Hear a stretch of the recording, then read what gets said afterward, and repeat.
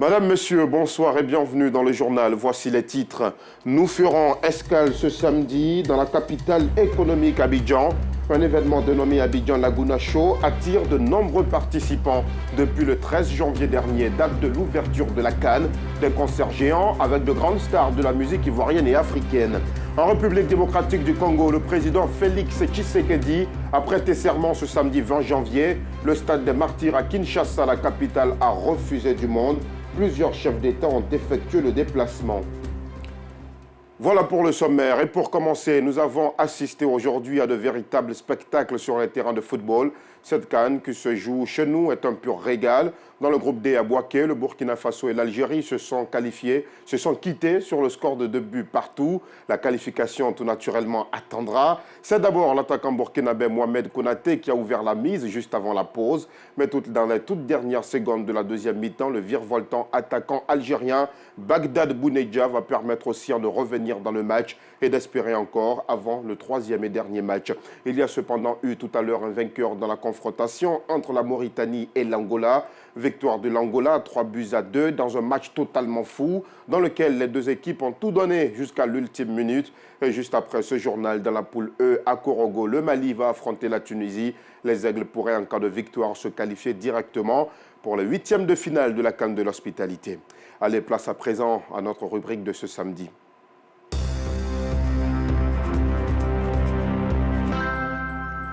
Vous en avez sûrement entendu parler ces dernières semaines. Abidjan Laguna Show est l'événement culturel et artistique de référence durant cette 34e édition de la Coupe d'Afrique des Nations en terre ivoirienne. Sur les rives de la lagune ébriée défilent depuis l'ouverture de la CAN le 13 janvier dernier les plus grandes stars de la musique africaine. Magic System, Alpha Blondy, Burna Boy ou encore Asake sont annoncés. L'idée est d'offrir aux visiteurs des moments inoubliables après les matchs de football. Gastronomie, fontaine musicale, danse du terroir. Abidjan Laguna Show, la nouvelle destination des supporters. C'est un sujet de nous Sangaré et Kader Bachil.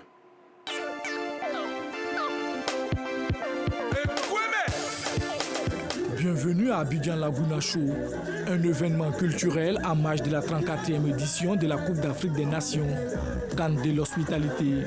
Un rendez-vous qui permet aux supporters et visiteurs venus d'ailleurs de passer des moments festifs et agréables après les matchs.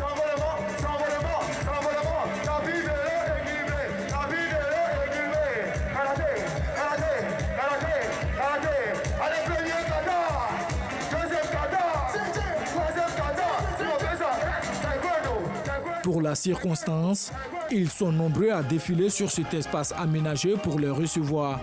Certains sont présents pour suivre les matchs, quand d'autres sont là pour se divertir. J'ai entendu parler de ça depuis plusieurs semaines, donc on a hâte de voir ça ce soir pour voir ce que ça donne en live justement. On sait très bien que les Ivoiriens adorent le show. Nous on est français, mais on est partisans aussi du show, donc on va être ensemble, on va être tous ensemble. L'espace est bien, c'est animé, il y a la brise de la lagune, vraiment c'est très bien. J'ai aimé l'espace, c'est très bien, bien organisé, tout est bien. J'ai aimé le coin avec une belle vue, tout est bien, tout est bien. J'ai aimé et je vais revenir encore. Et le match contre le Sénégal, on va venir regarder ensemble. Lui c'est un Sénégalais, je suis un Guinéen. On va venir regarder et on va les gagner. On a besoin de s'amuser, faire changer un peu d'air aux enfants. Donc nous sommes là pour pouvoir profiter de la vue et puis de l'animation avec les enfants pour la CAN. J'ai aimé la sécurité, tout est bien. Il y a un espace de jeu pour les enfants peuvent profiter en même temps. Abidjan Laguna Show est situé sur cet espace de 4 hectares dans les encablures du pont Henri Konabédi. Sur le site, un village gastronomique. Ce sont plus d'une vingtaine de braiseurs qui ont été mobilisés pour proposer à la clientèle de la viande rôtie, communément appelée le choukouya.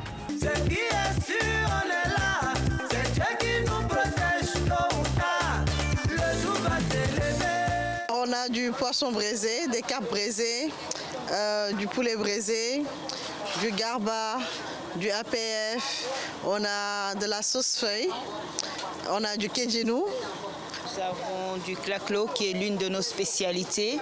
Nous avons la loco, du hablo, de la cassa et aussi de la tchéké, des pommes de terre frites, les patates frites et igname aussi. Du poulet braisé au méchoui de mouton et de bœuf, en passant par des lapins au four, okodionou sauté. Bref, tout y est pour régaler les papilles des visiteurs. En tout cas, c'est bon. C'est très bon. Mais vous voyez, on a fini. C'est bon. J'ai pris de la tchéké à loco poulet. Je viens de la Guinée-Conakry. C'est ma première fois en fait. À leur côté, des restaurateurs, ils proposent des goûters à l'ivoirienne. Moi, j'ai le côté plutôt dessert, plutôt goûter aussi. Donc, ce qui fait que je suis là un peu plus tôt pour que les gens puissent goûter, chercher à voir. Et le soir, quand il y a la fatigue, on a besoin de sucre. Donc là, ça passe aussi pour les gâteaux. Il y a des trucs à base de coco. Le coco, c'est de chez nous aussi. Il y a les chips de bananes et tout ça aussi pour montrer aux gens qu'on est à Abidjan. Outre l'espace gastronomique, Abidjan Laguna Show, c'est aussi une fontaine musicale avec des jeux de lumière. Même Paris connaît, Abidjan est le plus doux au monde. Bon, il y a de comment de choses. Il y a des fous, mais on s'en fout. Abidjan est tout. C'est la curiosité qui m'a envoyé ici. Et vraiment, je suis très satisfaite. C'est très émouvant. Moi, particulièrement, je n'ai jamais vu une lagune qui s'agite aussi avec des lumières, des jets de lumière. Je trouve que c'est encore très, très joli à voir, c'est beau. Et c'est vraiment ému, et c'est épaté pour cette soirée. Cette fontaine logée sur la lagune Bruyé dansera au rythme des activités festives tout le long de la CAN. La particularité de la fontaine que vous avez ici, c'est une fontaine qui est synchronisée avec des musiques ivoiriennes pour la plupart. Je suis sorti, j'ai vu ce qui s'est passé ailleurs il y a 2 ans de cela. Je me suis dit pourquoi est-ce qu'on ne pouvait pas faire ça en Côte d'Ivoire. Et c'est également aussi grâce à toutes ces personnes-là, particulièrement ces jeunes Ivoiriens qui ont cru à ma folie et qui m'ont suivi. Et ceux qui sont venus suivre la CAN, qui ont également cru à cette folie et qui font de cela une réalité aujourd'hui. Et je les remercie tous. Abidjan Laguna Show met également en avant la culture, la diversité et la créativité ivoirienne. Gastronomie, fontaine musicale, danse du terroir, en autres. Abidjan Laguna Show, c'est aussi des concerts géants avec des artistes venus de divers horizons.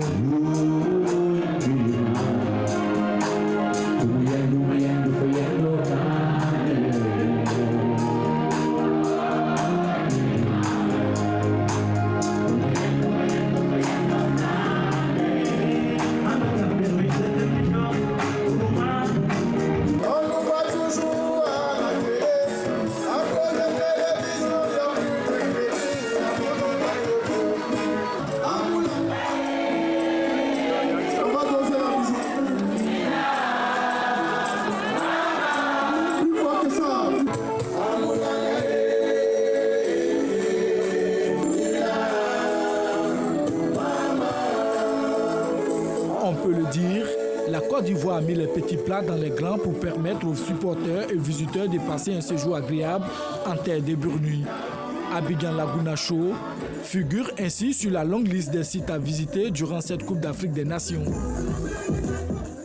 Comme pour vous dire que la CAN de l'hospitalité, ce n'est pas que sur les terrains de football.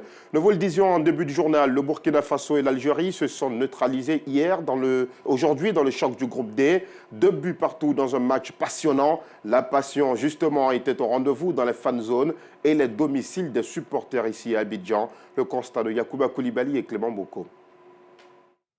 Ici, au Maki Burkina, dans la commune d'Abobo, clients, supporters et gérants ont le regard fixé sur l'écran. Au cours des 45 premières minutes, l'équipe du Burkina ouvre le score. C'est la joie dans le camp burkinabé. Jean Samba a quitté la commune où il réside pour vivre la ferveur du match avec ses compatriotes. Il espère une victoire des étalons du Burkina Faso, son pays d'origine. Les deux équipes sont à 50-50. Voilà, chacun a sa part de domination. On attend la deuxième mi-temps pour se prononcer. Soit le nul ou la victoire.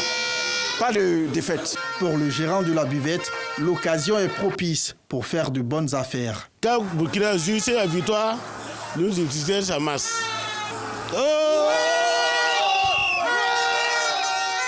Autre village Cannes, autre ambiance. À l'espace Agora, toujours dans la commune d'Abobo, l'ambiance est plutôt morose à cause de l'égalisation de l'équipe algérienne. Aucune présence de supporters algériens dans les 2 villages Cannes visités. Si certains supporters burkinabés exultent après le deuxième but de leur équipe, cette supportrice émet des réserves sur une probable victoire des étalons du Yenega face à une équipe algérienne bien expérimentée. Les Algériens aussi ils ont joué, mais nous on souhaite que notre équipe gagne, c'est l'essentiel. Ils seront en premier dans leur poule et Inch'Allah, ils sont déjà sur la bonne voie pour prendre la coupe. En attendant le troisième match de chacune des deux équipes, le Burkina Faso est bien lancé pour une qualification pour les huitièmes de finale dans la poule D. Et c'est bien sûr tout le mal que nous pouvons souhaiter à cette équipe du Burkina Faso. Hier s'est déroulé la tant attendue confrontation entre le Sénégal et le Cameroun. Le duel des lions indomptables du Cameroun et ceux de la Teranga. Le match s'est soldé au final par la victoire 3-1 du Sénégal. C'est un match qui a été vécu pleinement par les supporters des deux équipes dans les fan zones à Yamoussoukro où s'est jouée la partie. Retour sur cette ambiance avec Théodore Zouzou et Georgia Tido Fofana. Il est un peu plus de 10 heures au quartier Assabou de Yamoussoukro, capitale de la Côte d'Ivoire. La ville accueille la poule C de la Coupe d'Afrique des Nations 2023, composée du Sénégal, du Cameroun, de la Guinée et de la Gambie. Au programme ce jour, la confrontation Cameroun-Sénégal. Dans le village Cannes, l'heure est au petit déjeuner et à la préparation du menu du jour. Au menu, il y a du tchèp avec viande. Viande de bœuf, viande de mouton. Le tchèp parce que c'est le plat national sénégalais. Les femmes ne sont pas les seules à concocter des mets qui vont apporter l'énergie nécessaire aux supporters pendant le match. Bon, on est en train d'aider les femmes pour le repas, on a quitté vite. Bon, après on va partir et ça supporter les gagnés. Donner des forces à tous les ressortissants sénégalais qui viennent supporter les Lions de la Teranga, c'est l'une des initiatives du gouvernement sénégalais en collaboration avec le COCAN. On fait tout ici. Et même qui sont les billets, ils viennent faire les repas ici, aller au stade, rentrer, regarder le match et qui n'est pas le billet. Ils n'ont qu'à venir ici, il y a écran géant ici, ils vont regarder ici, faire l'ambiance ici, ensemble, manger, boire café, boire thé, faire tout, faire l'ambiance. On a tiré des bœufs plus de moutons. Les préparatifs vont bon train. Le disque jockey distille des sonorités locales sénégalaises. La façade du village Cannes est assaillie par une panoplie d'articles. C'est presque le même décor à 200 mètres de là, dans le même quartier à Sabou. Les Camerounais y ont installé leur fan zone. Une initiative de l'ex-international Samuel Eto'o-Fils. Les maillots et autres articles se vendent ici. Moi, j'en profite pour vendre quelques gadgets aux supporters de Lyon qui sont venus pour encourager les Lions. Nous, on est venus supporter et faire du business en même temps. C'est important d'avoir le maillot de son pays qui prouve que tu es là pour supporter ton pays. Quand on vient vendre comme ça, ça m'arrange parce qu'il y a des autres gens qui n'ont pas et ils profitent dans les fan zones pour acheter des maillots. Chez les Camerounais, la nourriture n'est pas offerte gratuitement comme chez leurs adversaires du jour. Ce sont des particuliers qui proposent leur service. L'objectif est le même, donner des forces et réjouir les papilles. Des mets variés sont donc proposés. On leur propose de ndolé avec du couscous, maïs et puis de la banane bouillie pour ceux qui ne mangent pas du couscous. Nous avons aussi de la soupe de poisson et puis les pâtes de poulet. C'est pour avoir la force, pour crier avec de l'énergie. Aujourd'hui, je propose aux Camerounais et aux supporters qui vont venir de manger le coq avec le manioc. Nous avons des beignets haricots bouillis ici. Nous avons du bongo chobi avec du plantain. Nous avons du coq. Nous avons du héros avec le watafoufou. Nous avons les émincés, les tripes. Oui, et nous avons les boulettes de viande avec du plantain tapé. Maintenant, à côté, nous avons aussi du mets de pistache avec du coquille. Ce sont ces restauratrices qui gavent de mets camerounais à tous ceux qui arrivent. Les supporters, eux, s'installent au fur et à mesure. Les pronostics de but. Nous sommes venus ici à Yamoussoukro avec pour une mission de battre d'abord le Sénégal, survoler notre poule, aller jouer le deuxième tour atteindre la finale, remporter la 6e étoile et la ramener au Cameroun. Nous n'avons pas d'appréhension pour le match de ce soir.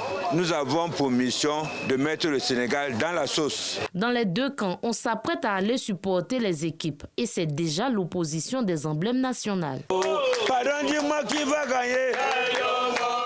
Et ce Sénégal-Cameroun était un match très attendu qui aura tenu toutes ses promesses. Durant la partie, les supporters ont traversé toutes les émotions, de la joie, de la peur, mais aussi beaucoup de fou rire. Dans la commune de Cocody, l'on n'a pas boudé son plaisir. C'est ce que nous montrent Justin Kouassi et Clément Boko. Le match entre les Lions indomptables du Cameroun et les Lions de la Teranga du Sénégal dans la soirée d'hier est qualifié comme un duel de titans.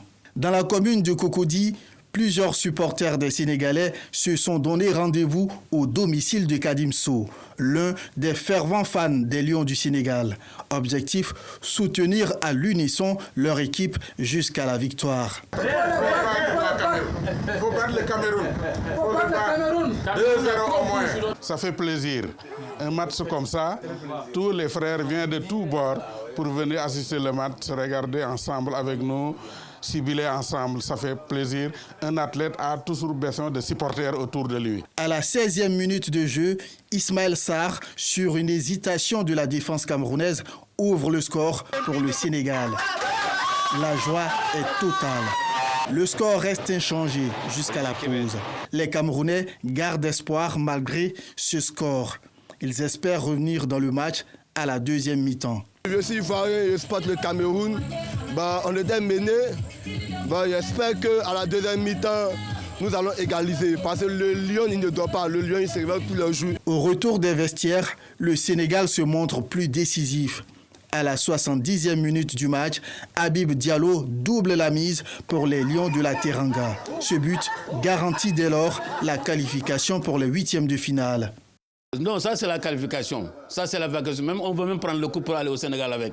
C'est ça qu'on souhaite, que Dieu fasse ça. Sur les encouragements de son public, le Cameroun réduit l'écart avec un but à la 83e minute sur un coup de tête de Jean-Charles Castelletto. Les Lions indomptables poussent et frôlent même l'égalisation à la fin du temps réglementaire. Mais cette envie sera de courte durée car Sadio Mané, le meneur de jeu du Sénégal, enfonce le clou en inscrivant le troisième but du Sénégal dans les dernières minutes du match.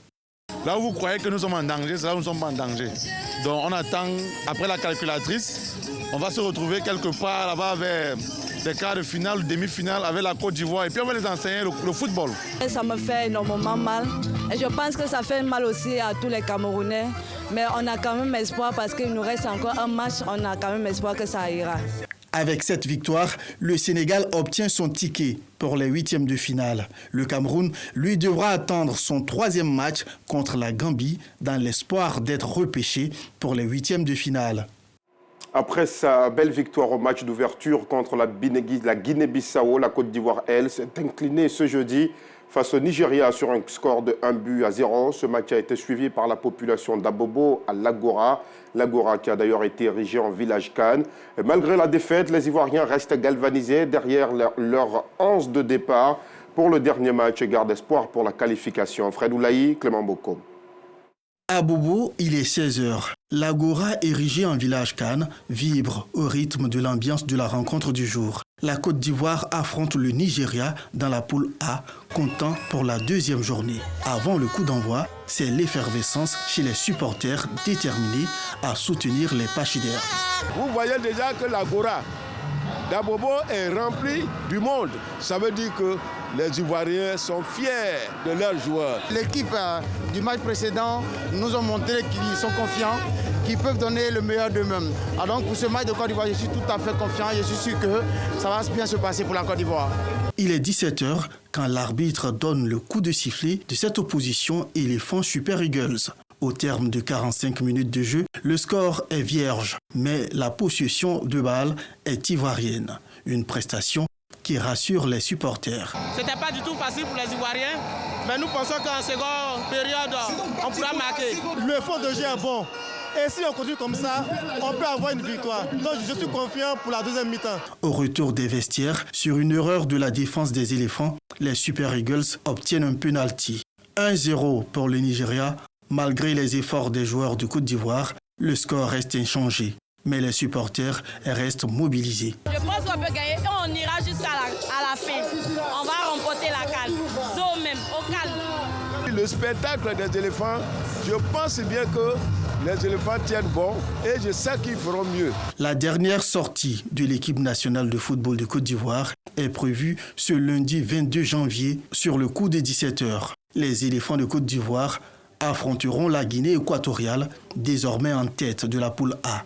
Un match qu'il faudra remporter impérativement pour se qualifier en 8e de finale. Dans l'actualité internationale, en République démocratique du Congo, le président Félix Tshisekedi a prêté serment ce samedi 20 janvier.